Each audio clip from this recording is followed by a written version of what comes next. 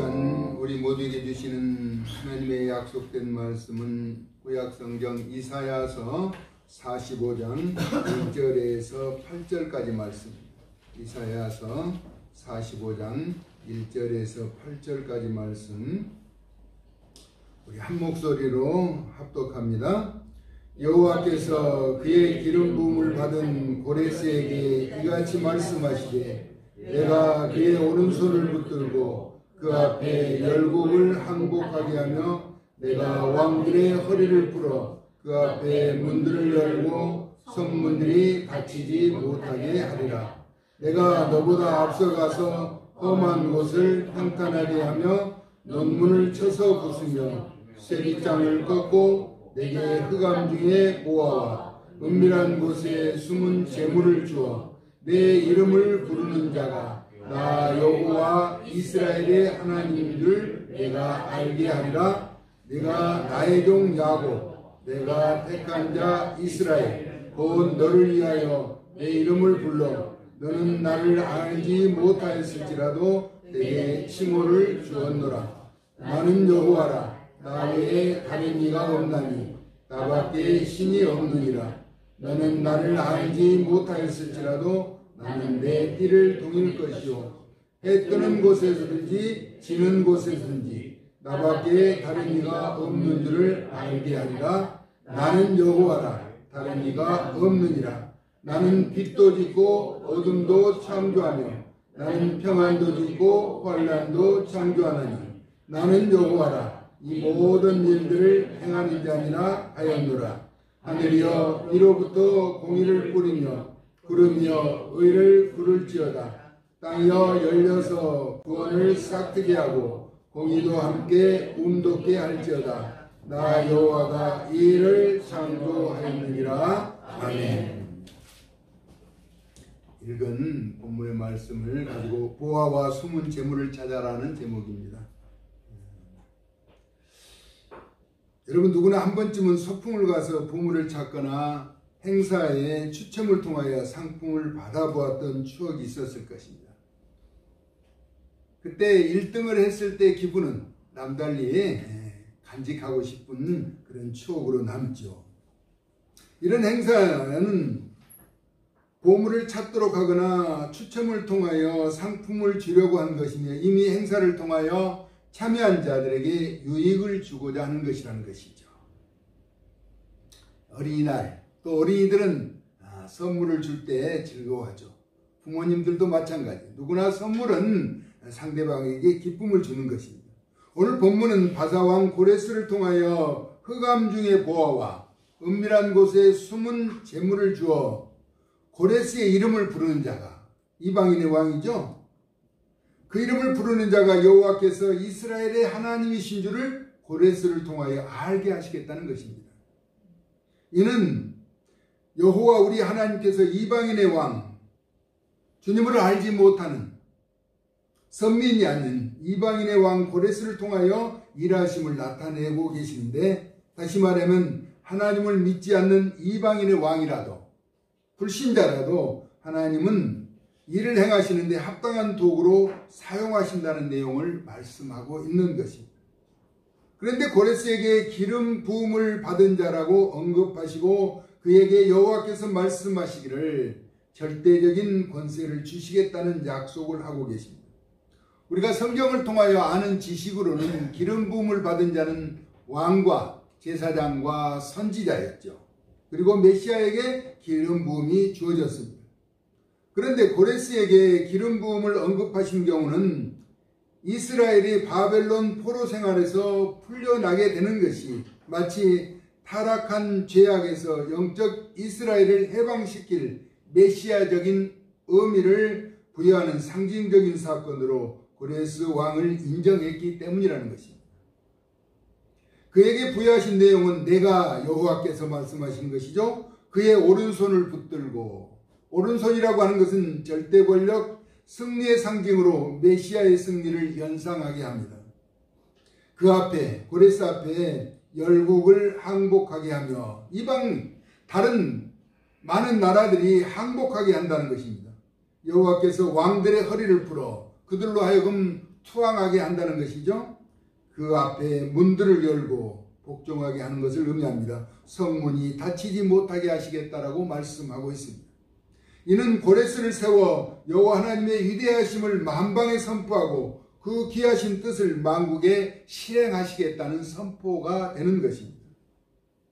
예수님은 구세주임을 나타내는 의미로도 쓰여지게 되죠. 이는 세상의 모든 권세가 하나님의 주권 아래에 있으며 부정함으로 점철된 세상의 죄악을 철저하게 응징하시겠다는 말씀이기도 합니다.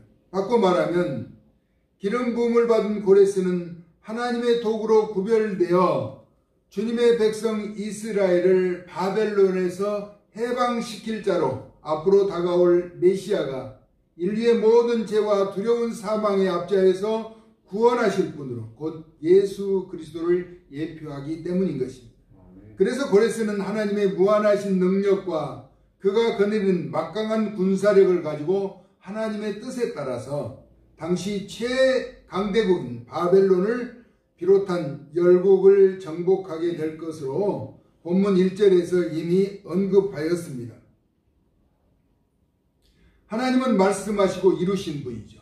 그리고 내가 너보다 앞서가서 험한 곳을 평탄하게 하며 논문을 쳐서 부수며 라고 말합니다.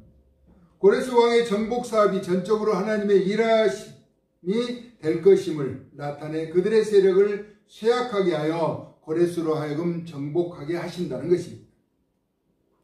우리가 하나님의 일하심을 기억한다면 하나님은 앞서 나가서 우리를 위해서 먼저 싸우신 분이었습니다. 이미 홍해바다 앞에서 이스라엘 백성들이 염려하는 가운데 모세가 출애굽기 14장 14절에서 이렇게 선포하죠.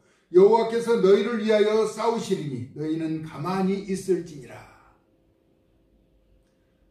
지금 뒤에서는 애굽의 군대들이 추격에 오는 가운데 앞에는 홍해바다가 가로막고 있을 때 이스라엘 백성들이 이제 두려워하며 염려하며 원망하고 있을 때 모세가 그렇게 선포했던 이야기입니다. 여호와께서 너희를 위해서 싸우시리니 너희는 가만히 있어. 그 행함을 바라보라고 했던 것이죠. 또 사무엘 선지자가 전하는 말로 사무엘상 12장 16절에서 17절에 범죄한 이스라엘 백성에게 너희는 이제 가만히 서서 여호와께서 너희 목전에서 행하시는 이 큰일을 보라. 오늘은 밀베는 때가 아니냐? 내가 여호와께 아뢰리니 여호와께서 우레와 비를 보내사 너희가 왕을 구한 일 곧 여호와의 목전에서 범한 죄악의 큼을 너희에게 밝히 알게 하시리라. 또 그렇게 말하죠. 이같이 여호와 하나님은 자기 백성을 위하여 앞서가서 싸워서 이기시는 분으로도 묘사하고 있습니다. 오늘 본문에서 흑암 중에 보화와 숨은 재물을 준다라고 말씀하죠. 이는 고레스가 정복하여 노획한 재물을 말하며 그는 모두 이스라엘 백성들이 기환할 때 돌려주었던 것을 알 수가 있습니다. 그렇다면 아직 여러분에게 보이지 않는 흑암 중에 보화와 숨어있는 재물은 무엇입니까? 여러분이 아직 간직하지 못하고 누리지 못한 보화와 재물은 무엇이냐는 것입니다. 지금 우리가 지내는 시기는 포로의 시대는 아니며 억압과 고통 가운데 살고 있지는 않습니다. 그러나 타락하고 세속적인 세상에서 영적인 분별력을 잃고 살아가는 것은 부인할 수 없는 사실입니다. 그러므로 하나님의 거룩한 뜻을 들어야 합니다. 믿음은 들음에서 나며 들음은 그리스도의 말씀으로 말미암는다라고 말씀하죠. 거룩한 뜻을 듣고 보고 깨달아야 한다. 아직 보지 못하는 영안을 열어서 하나님 나라를 바라보아야 하고 말씀의 뜻을 깨달아서 실천해야 한다는 것입니다. 이는 영적인 분별력과 성실하게 실행하는 영적 성숙함이 절실하게 요구되는 상황이라는 것입니다. 우리는 다음 세대를 이어갈 세상의 가장 귀한 보호와 같은 어린아이들의 총명함과 또 역동적인 원동력을 발휘할 젊은이들, 또 하나님 나라를 이끌어가도록 그들에게 기틀을 마련해 주어야 한다는 것입니다. 우리가 떠난 이후의 세대, 다음 세대를 이어갈 어린아이들을 우리는 하나님 전으로 인도하는 일에 게을리해서는 안 된다는 것이죠. 그리고 우리를 이끌어 주신 부모님의 세대를 기억하며 감사함으로 섬겨야 한다는 것입니다. 이는 세상의 어떤 보화나 재물보다 중요하고 감사하게 여기며 기다려야 한다는 것입니다. 요즘 교회마다 이를 해결할 수 있는 근본적인 대책은 오직 복음의 열정을 회복하는 것이죠. 우리에게 뜨거운 복음의 열정을 회복해서 하나님 나라를 확장해 가야 한다는 사명이 주어진 것이라는 것입니다. 하나님을 절대로 알지 못하는 이방인의 왕 고레스를 통하여서도 일하시는 하나님을 통해서 예수 그리스도를 구주로 영접하며 믿음의 길을 걷는 주의 백성들을 사용하여 일하시도록 영적인 전선에서 물러서지 말고 오직 우리가 의로운 도구가 되어서 사용되어져야 한다는 것입니다. 누구나 동일하게 일회성으로 주어진 인간의 복된 이 기회를 허무하게 허비하지 말고 아름답게 사용하라는 것입니다. 하나님을 알지 못하는 이방인의 왕도 들어서 사용하시는 하나님이 선민, 택한 백성, 자녀 삼은 우리를 통해서도 하시고 싶은 일이 얼마나 많으시겠습니까? 한 번뿐인 인간, 우리의 인생은 때로는 건강이, 그렇죠? 건강이 주어졌다면 때로는 물질을 가졌어도 열악한 환경이 자유롭지 못한 삶의 배경이 앞을 가로막을지라도 그것은 이유가 될 수 없다는 것입니다. 다만 이를 이기고 극복하며 나아가야 한다는 것입니다. 연약한 육신으로 계속 있을 수는 없는 것이죠. 환경이 그렇다고 환경에 매여서 구하라 그러면 주실 것이라고 했는데 물질이 없다고 해서 그냥 있어서만은 안 된다라고 하는 것입니다. 우리 하나님께서는 무한한 보화와 숨은 재물을 갖고 계시기 때문에 언제든지 우리가 사용하실 수 있도록 내어주실 수 있는 그런 분이라는 것입니다. 왜냐하면 열방의 막강한 권력을 가진 왕들의 허리를 풀고 성문을 열어 닫히지 못하게 하시는 우리 하나님의 위대하심이 우리를 위하여 이겨나가도록 일하실 것이기 때문입니다. 할렐루야. 아멘. 우리는 복음의 중독성을 가져야 합니다. 세상에는 잘못된 중독성 때문에 마약이나 도박이나 폭력이나 오락이나 여러 가지 일들로 인해서 영혼이 피폐해지고 몸이 상하는데 우리의 복음의 중독성, 나의 달려갈 길과 주 예수께 받은 사명, 하나님의 은혜의 복음을 증언하는 일을 마치려면 나의 생명조차도 조금 더 귀하게 여기지 않겠다라고 고백한 바울처럼 우리는 능력 주시는 자리에서 모든 것을 할 수 있기 때문에 복음의 뜨거운 열정을 회복해야 한다는 것입니다. 바울의 고백이 가슴을 뛰게 하지 않습니까? 사실 바울이 지냈던 시대와 배경이 다를 뿐 바울도 우리와 성정이 같은 사람이었다는 것입니다. 그러므로 나를 통하여 하나님의 나라의 값진 보화와 귀한 재물을 발견하도록 사용되어야하는 것입니다.